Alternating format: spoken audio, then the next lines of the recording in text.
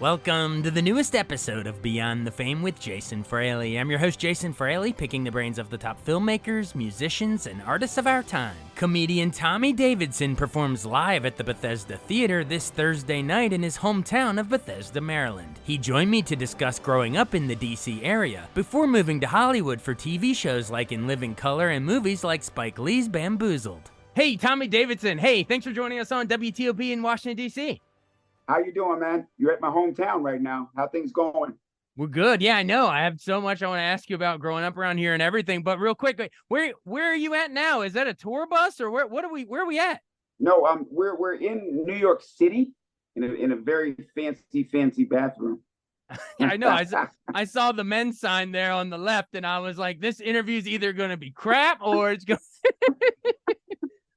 No, we got deep before we even started hit roll here, so I know it's going to be good. Well, anyway, we should tell everyone you're coming to the Bethesda Theater on Thursday, August 24th. Used to be called Bethesda Blues and Jazz, probably what you remember. I think they're rebranding it to Bethesda Theater. Either way, come see Tommy Davidson. What do we expect from the show? Is it like, are you riffing on local growing up around here? Is it like state of the world stuff? I think it's a little bit of everything. I went to high school there in Bethesda. So the thing about this is it's going to be really, really, really interesting what's going to happen to my mind at that show, because there I am again from age 15 through 18. Yeah. So who knows what's gonna be sparked. I'm already an in the moment comedian. Yeah. But boy, you wait till this show, it's right across the street from where I became who I am. So it's you can expect the unexpected. Maybe Obama will show up, and that'll be probably pretty good. He knows that he doesn't know Tommy Davidson, but he does know Washington D.C. and he knows what they call the DMV now. And it wasn't the DMV before; it was just Virginia, Maryland, and Washington D.C. So the DMV is a whole nother thing. And Obama's no longer in, and we hope Trump ain't in again. But that's just coming from me. I love it. That's a damn good Obama impression. That's incredible. You have the speech pattern down. Wow. And what's hilarious is there's guys going in and out of the men's room while you're doing it. Like, I'm like, there's like, hey, we might as well make it. Hey, I'm a down to earth guy, man. What can I say? I absolutely love it. That was incredible. But yes, like you mentioned, you went to school at Bethesda Chevy Chase for high school. I know. Well, I guess you were born in like Mississippi, but you came up here around like 5 or something, right? So, memories of Bethesda Chevy Chase. Did you play any sports there or in theater program or any good high school memories? There's a ton of our listeners, that go there now. I probably would have been the starting guard for the basketball team, but I broke my ankle in JV. Wait, you broke your ankle, or someone broke your ankle on a crossover? Well, I actually was showing off because I could dunk it, but I couldn't dunk it on someone. So we were having a varsity practice, you know what I mean? And all of a sudden, I decided I want to dunk on one of the big guys and land on his ankle. That was that. But that opened up my boxing career, and I also got OJT, a job at a hospital. You know what I mean? So that really shaped my future. Both of those things shaped my future. That's awesome. We're not hearing that, are we? Yeah, we should. And I want to tell. What are we hearing? Edit that out. Is there a flushing? Hold on, wait till. Is there a flushing going on? Yeah, wait till this, and then edit. You'll know what to edit. No, you'll know dude. What to edit. I mean, I might edit out for the radio because time is short. But in terms of this full thing, we're gonna play off of the flushes.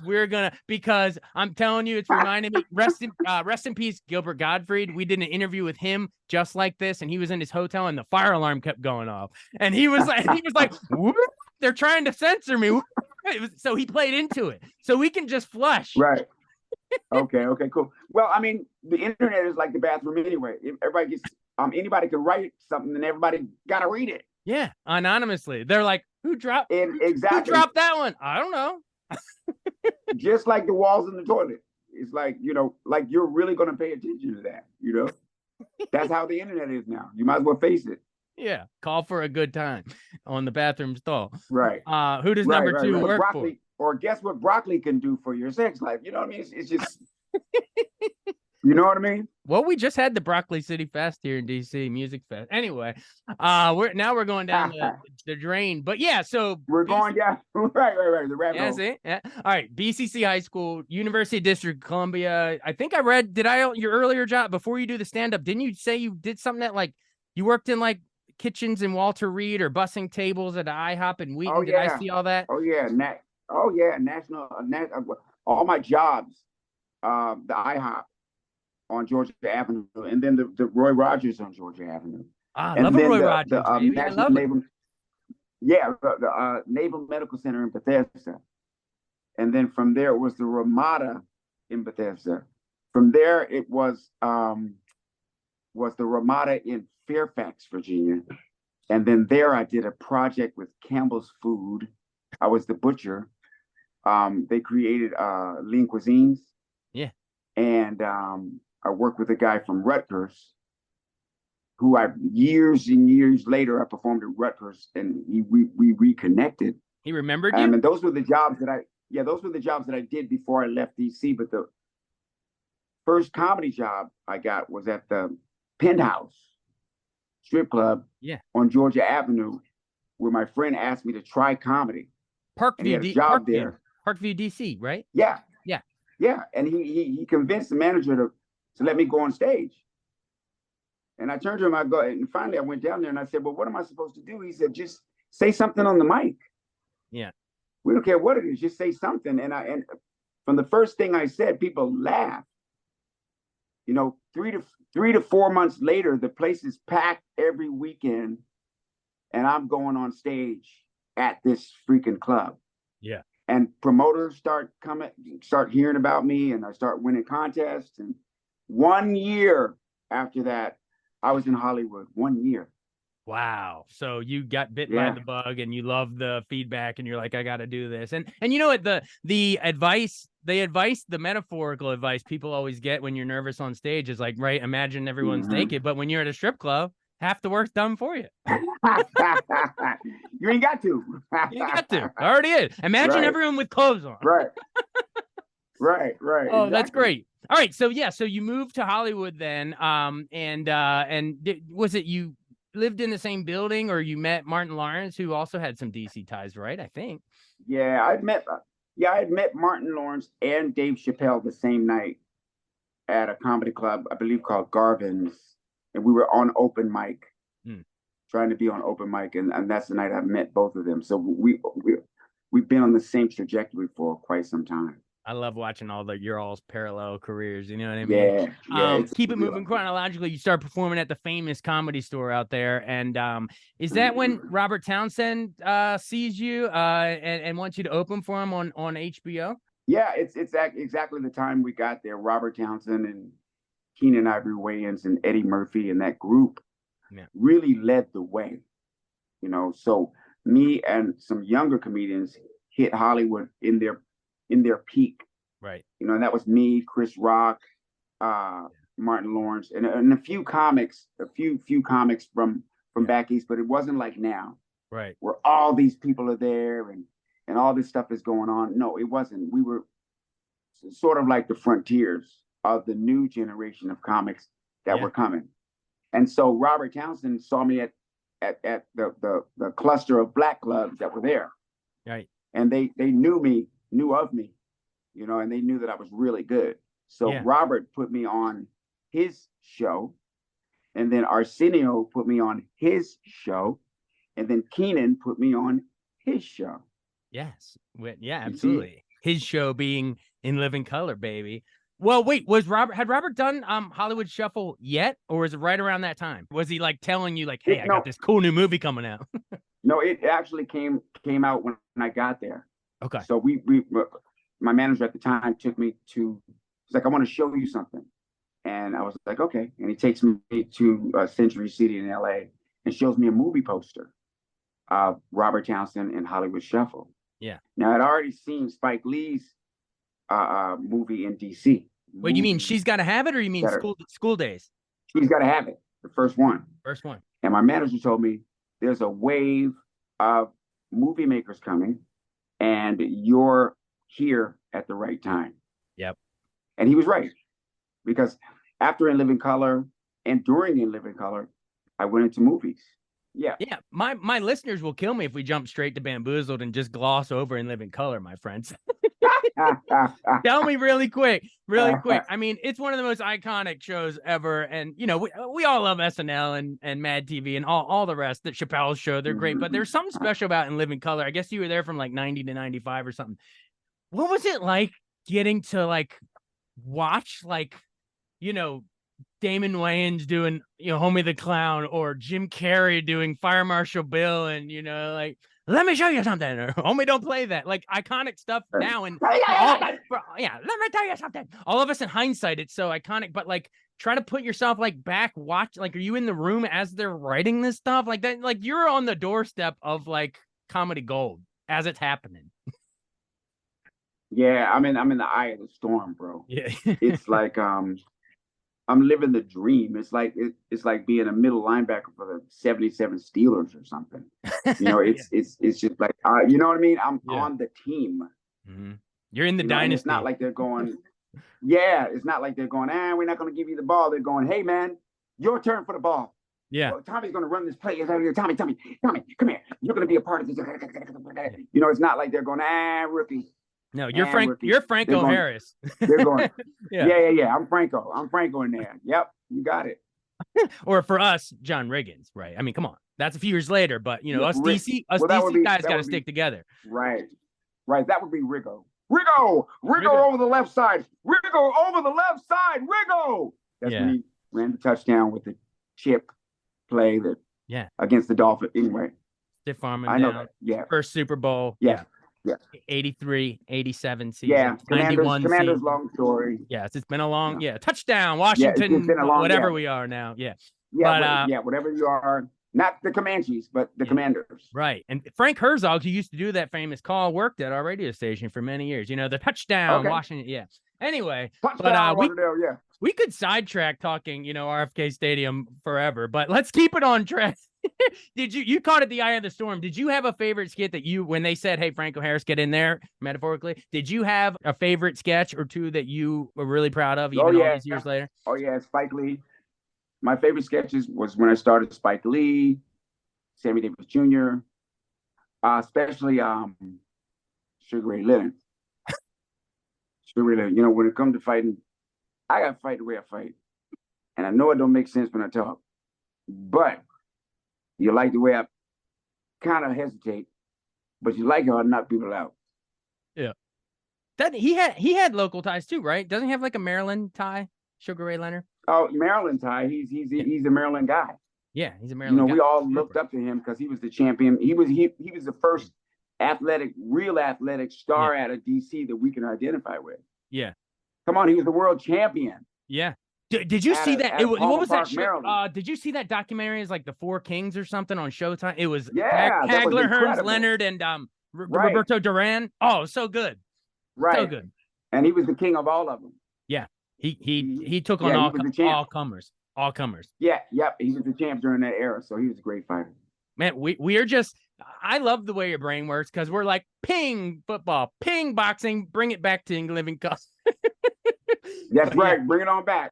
Bring it on back. But anyway, you know, just great times. And do you think that show will go down 100 years from now? People will still be talking about what you all did on that show. I do. It already has. Yeah. It already has, man. It already has. I'm really grateful to be a part of that because I couldn't have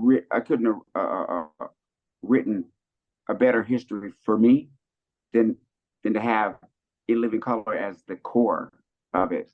You know, I couldn't have did better. Now, a lot of opportunities came my way and left. And I was disappointed, really disappointed. But then In Living Color happened. And I realized now that never write something off. There is something greater that happens after something you wanted didn't work out. Yeah. The universe knows what's really for you. It's really true. And I'm telling you that from my own experience. You can read about that if you want to in my book. My book, Living in Color, is about when I touched down in Washington D.C., my story as a child, and everything that took place all the way up to probably near today, and it's really me giving back what I owe to all the people I came in contact with since I was a kid, and all the good things that they told me that helped me get to where I am. So it's like a GPS, you know. Oh wow. It's the right ways to turn and the wrong ways to turn, and how you get back around and take that exit, but no, don't take you. You know, Yeah. now you got to see it from a higher view so you can see. You know, it's that kind of thing. But I owe that. I really do. You're giving back. There's all wisdom in the pages of that book. So everybody pick it up. Oh yeah. Oh yeah. We want everyone to check out the book, but real quick, I do want to ask, we teased it earlier, so we have to do the old callback payoff, is mentioning Spike Lee's Bamboozled. I know, Do the Right Thing, Malcolm X, all these greats get held up as like his masterpieces, but I want people to go back and check out Bamboozled, because you and Savion Glover, the tap dancer, as Sleep and Eat and the Man Tan. Oh my God. Woo! Of course, Damon in it. The way Spike shoots it too, it was almost like, we've seen, the Office and Parks and Rec and all these, handheld mockumentary, but that was like sort of before all that. And I don't know, just talk about just all these years later, how you could watch it today and it still is shocking. The minstrel show, like it's still shocking ahead of its time, even when you watch it now. It is, and I just saw it the other night, as a matter of fact, and it still holds up as a great comedy movie too. Yeah, it's a parody. It's really a good movie to watch, so you really understand what has happened to blacks and black entertainment. And you really do see that what's funny to us is funny to everyone. Right. Like, we are seriously in one country. You can get a room full of us together, even probably kids from every walk of life, and they would love Lucy. Yeah. Would love the Lucy. They would laugh their their love butts Carol off. Burnett. They would love In Living Color. They would love Led Zeppelin. They would love Black Panther. Yeah, it's just who we are. People go see Barbie. It doesn't matter if you're, I'm glad we're shattering these old myths of, this doesn't travel or this, doesn't make money. No, Black Panther and Barbie, biggest blockbusters. You know what I mean? So yeah. Oh man, we can't let the big green monster make us forget that we're not green. We're all colors. Yep, absolutely. And that's why you could get a room full of people at Bethesda Theater. See how we're trying to bring it back around. What a segue, my man. Oh my gosh, he's a pro. You're making it easy. Bumble, Alabama. No, great. And somewhere in here is where I'm going to drop in our convo about Planet of the Apes and all of our deep social commentary. Good. We're right here. It is everything. Right there. Ready and go. And drop it in now. What a day. What a day. This has been a busy one for you? Yeah. Or do you just mean in our nation's history? Yeah, well, because a lot of indictments are coming down, baby. Yeah. I mean, it's pretty much how it's always been, Pretty much. The rich get richer and the poor get nothing. Let's try to change that. Let's try to change that. I don't know how we change. We are. Yeah. We're the ones that do. Yeah. If it was left up to them, they'd go ahead and push the button so they can live on the moon. Exactly. No, that's you're right. How serious they are about having everything to themselves, and they really think they can do it too. If you take a look at it, why are all these super duper rich people going to the moon? They want to leave us all behind. Why? Yeah. They're just looking for the emergency, man. Yeah. You know what I mean? When it all goes down, we're going to be the ones that are going to have everything. Yeah. And it's such an illusion. As primates, we still haven't learned. Yeah. If we bite into an apple, right, and we're starving, then we're dependent on what was already here. There's no changing that around. Yeah. You know what I mean? It's like, hey, why don't we put up our own sun? Right? I love this. It's like, yeah, it's Planet of the Apes, man. With the Statue of Liberty on the It's beach. Planet of the Apes. Yeah, one of the great exactly twist that. endings ever, right? You're like, oh my God, they've been here the whole Well, time. right. But I love the writer because he's just trying to warn us. Right, exactly.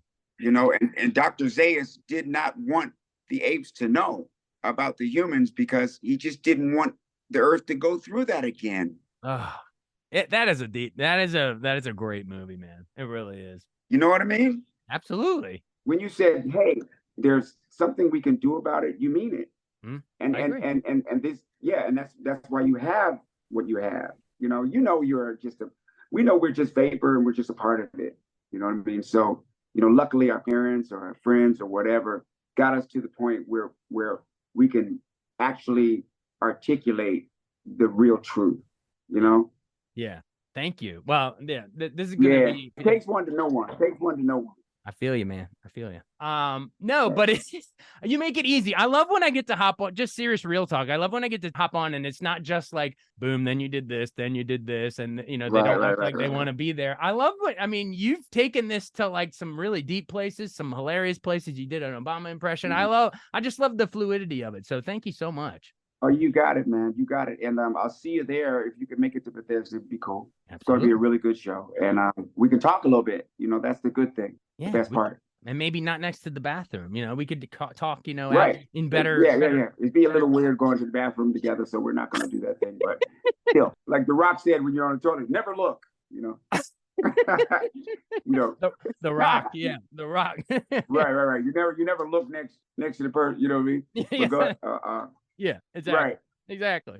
Awesome. This was so much fun. Again, everyone, it's Tommy Davidson coming to Bethesda Theater on Thursday, August 24th. So get your tickets now. And everyone that went to high school with him, come on down, see your old pal, Bethesda. It's going to be great. Nothing but love. Thank you, guys. Have a good day, man. You too, man. Thanks so much. Thank you so much for doing it. You got it. Bye. Thanks so much for listening to Beyond the Fame with Jason Fraley. Our theme music is Scott Buckley's Clarion. Remember to give us a 5-star rating if you like what you hear. We'll see you next time.